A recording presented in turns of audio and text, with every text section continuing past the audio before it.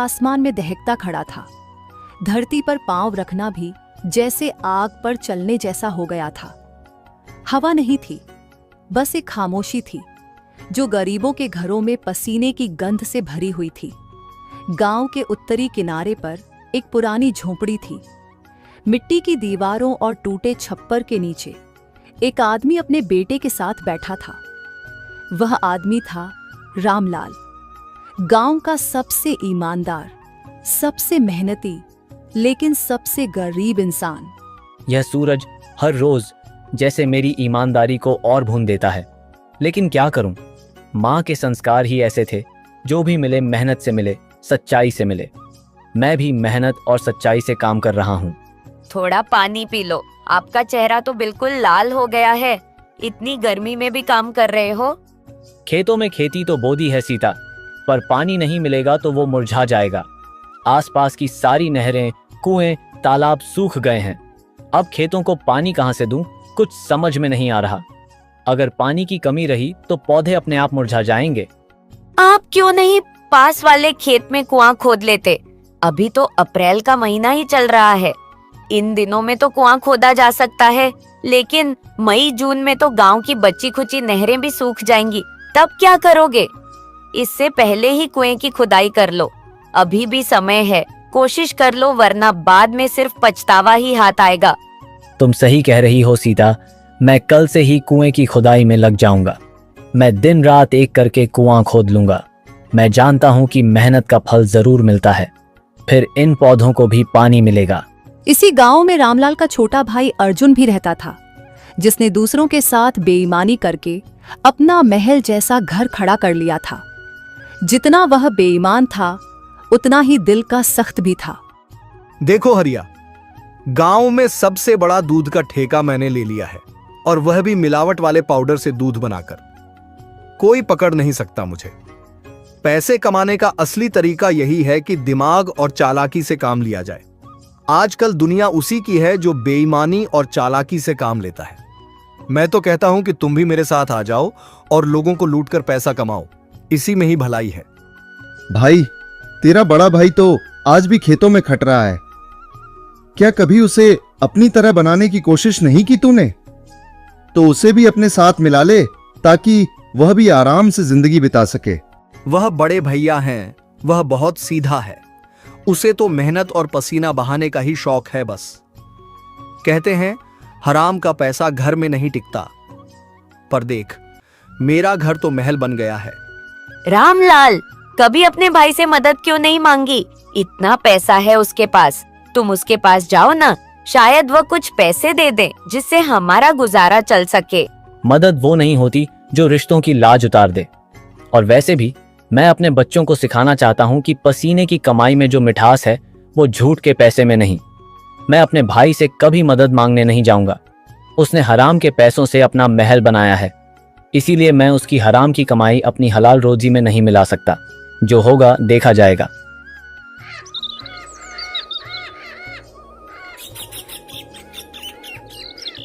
भैया, अब तू मान जा। क्यों जिद पे आ गया है? देख, ये जमाना ईमानदारी का नहीं रहा। मेरे पास गाड़ी है, बंगला है, पैसे की बारिश है, और तू फटे कपड़े, सूखी थाली, तपती दोपहर। मुझे तो तुम्हें देखकर बस तरस ही आता है। तेरे पास सब कुछ है अर्जुन, बस एक चीज नहीं है, और वह है सुकून। तू अपने बच्चों को क्या सिखा रहा है कि झूठ बोलो, मिलावट करो और अमीर बनो। देख लेना, पैसा मिट्टी जैसा है, जब तक ऊपर है सिर ऊंचा रहता है, जब गिरता है तो कीचड़ बना देता है। और देखना, तेरा घमंड भी एक दिन धूल में मिल जाएगा।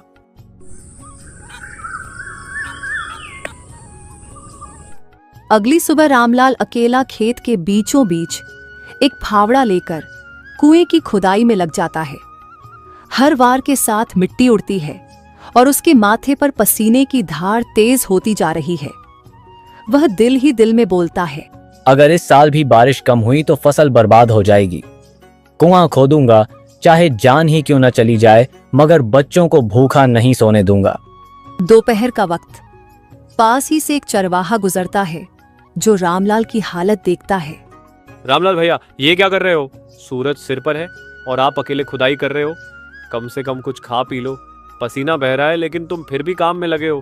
क्या तुम थक नहीं जाते? वक्त नहीं है भाई, हर मिनट कीमती है। अगर अगले महीने तक यह कुआं नहीं बना तो खेत मर जाएगा और साथ में हम भी। इसीलिए मैं मेहनत कर रहा हूं ताकि हम जिंदा रह सकें। कुछ देर बाद रामलाल की चाल लड़खड़ाने लगती है। कुछ घंटे बाद रामलाल धूप में बेहोश हो जाता है। उसका शरीर तप रहा था, होंठ सूख गए थे, फावड़ा पास पड़ा था। सीता हाथ में पानी की बोतल लिए खेत के पास आती है। रामलाल जी, ओ रामलाल जी आंखें खोलिए, देखिए मैं आई हूँ। आपने वादा किया था ना विक्रम को पढ़ाना है, उठिए ना। रामलाल की सांसें बहुत धीमी हो गई थीं। वह एक बार आंखें खोलता है। सीता, कुआं बनाना है, विक्रम भूखा ना रहे, अपना ख्याल रखना। कुछ नहीं चाहिए हमें, बस आप चाहिए। घर चलिए, मैं सब संभाल लूंगी। रामलाल की आंखें बंद हो जाती हैं। उसकी सांसें थम जाती हैं। सीता की चीख आसमान में गूंज जाती है। रामलाल की चिता की राख अभी ठंडी भी नहीं हुई थी कि सीता की आंखों से आंसू थमने का नाम नहीं ले रहे थे। वह एक कोने में बैठी थी। गहरा सन्नाटा उसके चारों ओर फैल चुका था। इस घर में अब वो आवाजें नहीं गूंजती थीं जो रामलाल के होने का एहसास दिलाती थीं। मैं हार नहीं मानूंगी रामलाल जी। आपकी मौत इस कुएं की खुदाई की वजह से हुई है। मैं इसे पूरा करके रहूंगी। अगली सुबह सीता ने कदाल उठाई और कुएं की तरफ चल दी और फिर अधूरे कुएं की खुदाई शुरू कर दी। कई दिनों की कड़ी मेहनत के बाद आखिरकार उसकी मेहनत रंग लाई और कुएं से पानी निकल आया। यह देखकर गांव वाले हैरान रह गए। अब रामलाल का छोटा भाई अर्जुन वह कुआं देखकर लालच में आ गया। लक्ष्मी, पानी की कमी अब बढ़ती जा रही है। सारे तालाब कुएं सूख चुके हैं। गांव वाले पानी के लिए तरस रहे हैं। अगर मैं पानी का कारोबार शुरू कर दूं तो अच्छी कमाई हो जाएगी। तुम क्या कहती हो? पर आप पानी का कारोबार कैसे करेंगे जी? पानी तो कहीं भी नहीं है, दूर दूर तक सब कुछ सूखा पड़ा है। अरे बेवकूफ लक्ष्मी, तुम्हें क्या पता? सीता भाभी ने कुएं की खुदाई पूरी कर ली है और उसमें पानी भी आ गया है। अब देखना मैं पानी का कैसे कारोबार करता हूं। फिर अर्जुन सीता के घर पहुंचता है और कहता है, भाभी, मुझे आपसे एक बात करनी थी। मुझे यह बात कहते हुए खुद भी शर्म आ रही है। वो कुएं वाली जो जमीन है, वो जमीन बाबूजी ने मेरे नाम कर दी थी। शायद भैया ने आपको नहीं बताया होगा, लेकिन वो जमीन मेरे नाम है। अर्जुन जी, अगर वो जमीन आपकी थी तो बंटवारे में आपने वो जमीन क्यों नहीं ली? और आपके भैया ने तो इस जमीन के बारे में मुझे कभी कुछ नहीं बताया। मुझे यकीन नहीं है कि वो जमीन आपकी है। देखिए सीता भाभी, भैया की गरीबी को देखकर मैंने वो जमीन भैया के पास रहने दी थी, लेकिन अब मुझे वो जमीन लेनी पड़ेगी। अगर आपको यकीन नहीं है तो मैं कागजात साथ लाया हूं, देख लीजिए। मैं तो ज्यादा पढ़ी लिखी नहीं हूँ, लेकिन मैं यह कागज आज अपने पास रख लेती हूँ और कल सुबह ही मैं मुखिया जी के पास जाकर ये कागज दिखाऊंगी। ठीक है, जैसे आपकी मर्जी सीता भाभी। ऐसा कहकर अर्जुन वहां से चला जाता है।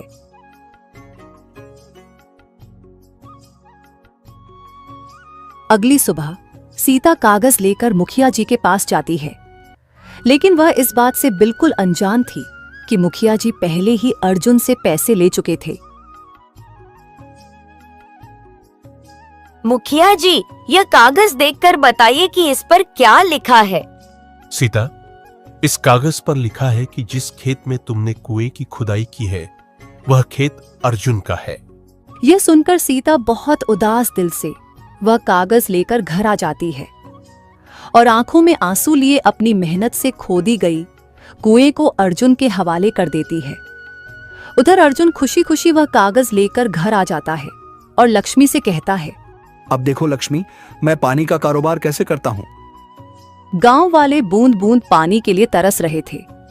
अर्जुन खुद को होशियार कहकर खुश हो रहा था। दिमाग वाला नहीं कहते इसे, बेईमानी वाला कहते हैं।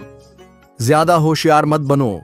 आज जो तुमने यह चमकती साड़ी पहनी है और होंठों पर लाली लगाई है, वह सब इन्हीं पैसों की देन है।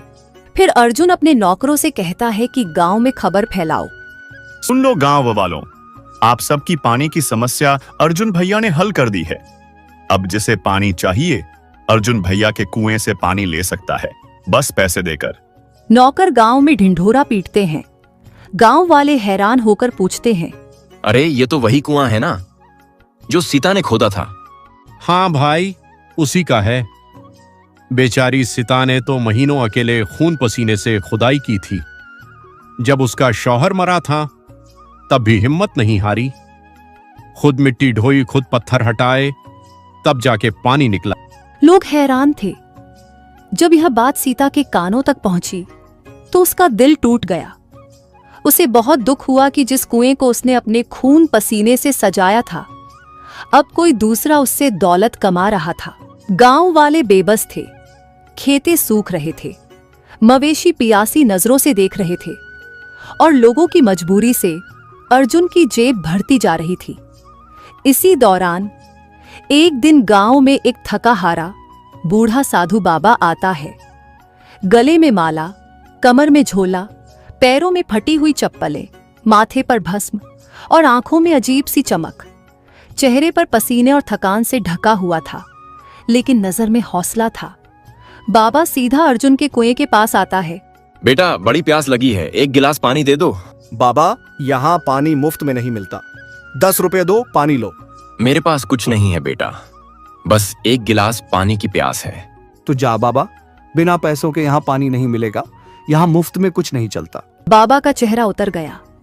वह चुपचाप वहां से हट गए। फिर वह अगले घर पहुंचे। बहन, एक गिलास पानी दे दो, बड़ी प्यास लगी है। माफ करना बाबा, अब तो हम खुद खरीद कर पानी पीते हैं, तुम्हें कैसे दें? टूटे हुए कदमों और बिखरी उम्मीदों के साथ बाबा अब गांव के सबसे गरीब घर की ओर बढ़े। वह था सीता का घर। सीता के पास कुछ भी नहीं था, लेकिन दिल सोने जैसा था। बाबा उसके पास पहुंचे और कहा, बेटी, एक गिलास पानी मिलेगा क्या? बहुत प्यासा हूँ। सीता ने बिना एक शब्द कहे अपनी टूटी हुई बाल्टी उठाई और घर के कोने में रखे घड़े से आखिरी पानी निकाला और बाबा के सामने रख दिया। बाबा, ये लीजिए, हमारे पास ज्यादा कुछ नहीं है, लेकिन जो है वो आपका है। बाबा ने कांपते हाथों से पानी लिया, पी लिया और आंखें बंद करके आसमान की तरफ देखा। फिर अपना झोला खोला। झोले से एक छोटा सा मिट्टी का मटका निकाला जो लाल कपड़े से ढका हुआ था। बेटी सीता, तुमने सच्चे दिल से एक प्यासे को पानी पिलाया है। यह मटका मैं तुम्हें आशीर्वाद के रूप में देता हूँ। नहीं बाबा, मुझे यह मटका नहीं चाहिए। मैं इस मटके का क्या करूंगी? घर में कोई सामान नहीं है, तो यह खाली पड़ा रहेगा। बेटी की, यह मटका आम मटका नहीं है, यह तेरे कर्मों का फल है। इस मटके से जो भी सच्चे दिल से मांगोगी, पानी, दूध, अनाज, घी, जो भी, सब मिलेगा। लेकिन याद रखना, जब मांगना पूरा हो जाए तो इसे तुरंत लाल कपड़े से ढांप देना, वरना यह मटका कभी नहीं रुकनेगा और सब कुछ बर्बाद हो जाएगा। सीता ने आजीजी से मटका अपने पास रख लिया और बाबा इतना कहकर सीता के सिर पर हाथ रखकर दुआ देते हैं और धीरे धीरे ओझल हो जाते हैं।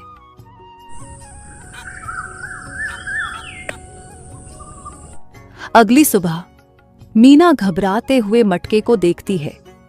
फिर हिम्मत करके कहती है, मटका, मटका, एक गिलास पानी दे दो। अचानक मटके के अंदर से छिप छिप की आवाज आती है और मटका पानी से भर जाता है। मीना की आंखें हैरान होकर खुली की खुली रह जाती हैं। वह तुरंत लाल कपड़ा मटके पर डाल देती है, क्योंकि बाबा ने यही कहा था। मटका शांत हो जाता है। अब मीना रोज अपनी जरूरत के हिसाब से कुछ मांगती है। दूध, आटा, दाल, और मटका हर बार वही चीज देता है। गांव वाले धीरे धीरे जानने लगते हैं। कुछ महीनों बाद सीता का घर पहले जैसा नहीं रहा। टूटी फूटी झोपड़ी की जगह अब पक्की ईंटों का आंगन बन गया है। जहां पहले एक खाली कोना था, अब वहां एक बड़ी सी राशन की दुकान सजी है। आटा, चावल, तेल, मसाले, दाल, साबुन, सब कुछ। गांव वाले अब कतार में लगकर आते हैं। सीता बहन, जो सामान तुम देती हो वह तो सेठ की दुकान से भी सस्ता और बेहतर होता है। सीता बहन, तुम्हारे पति बहुत ही ईमानदार इंसान थे और तुम्हारा देवर अर्जुन उतना ही बेईमान। इसीलिए देखो, अर्जुन का कारोबार ठप हो गया है।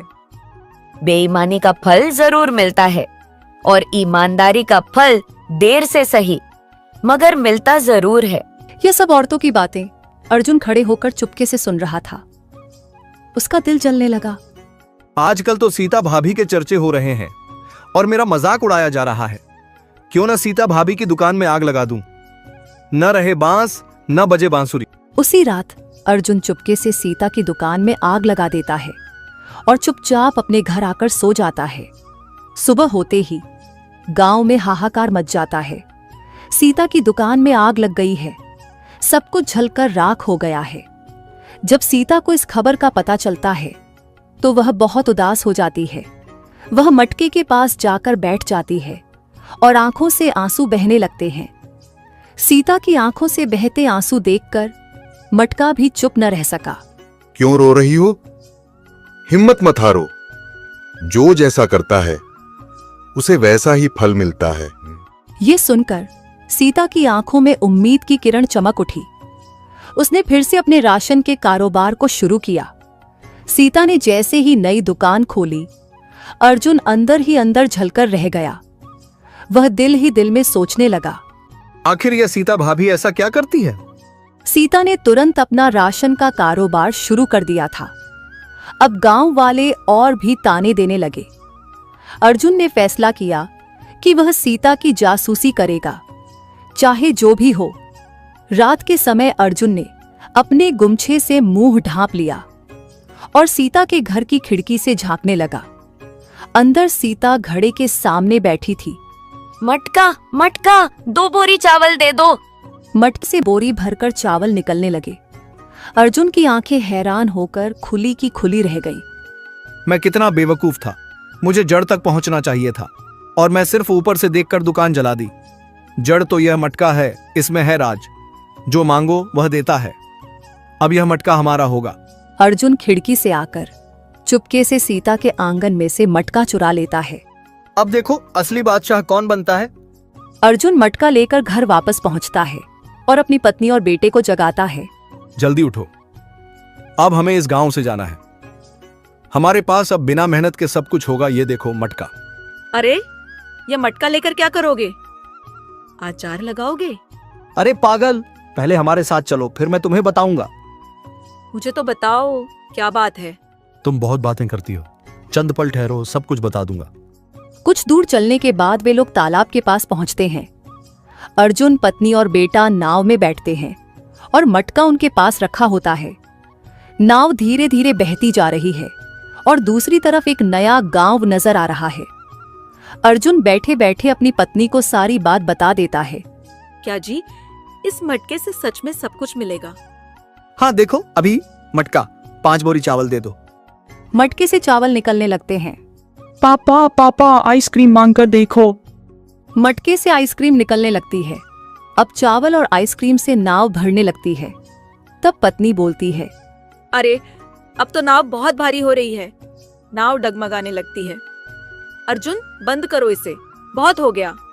पानी अंदर आ रहा है और आइसक्रीम भी पिघल रही है। रुक जा मटका, बस कर। मटका नहीं रुकता क्योंकि उसे लाल कपड़े से ढंका नहीं गया।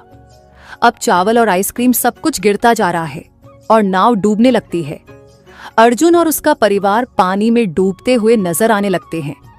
अर्जुन की लालच की वजह से उसे और उसके परिवार को अपनी जान गंवानी पड़ती है। सीता मेहनती और ईमानदार थी। चाहे मटका अब उसके पास नहीं था, लेकिन आज तक मटके ने जो कुछ भी दिया था, सीता ने अपनी मेहनत से वह सब फिर से हासिल कर लिया था और खुशी से जीवन बिताने लगी। इस कहानी से हमें यह पाठ मिलता है कि लालच बुरी बला है।